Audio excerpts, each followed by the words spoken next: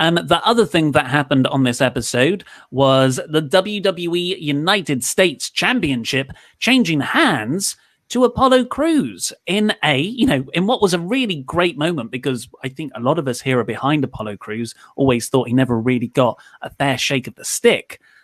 But I've got to admit, it was a pretty underwhelming way to do it.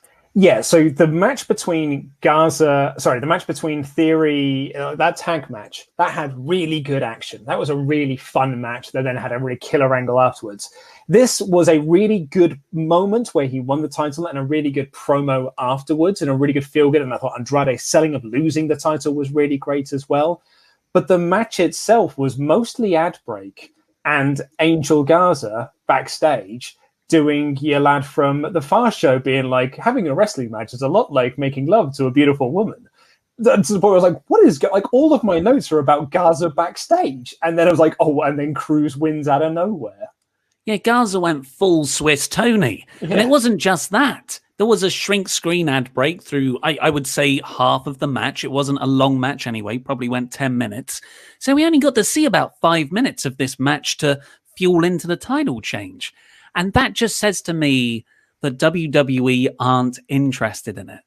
Mm. They are interested in the women's title picture at the moment, which they did a fantastic job building up.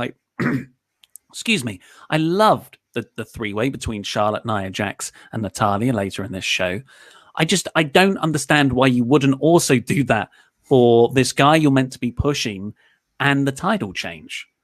Yeah, it didn't really feel like a big deal. Mm. But the moment was nice. It just sucks we didn't get to see a match out of it.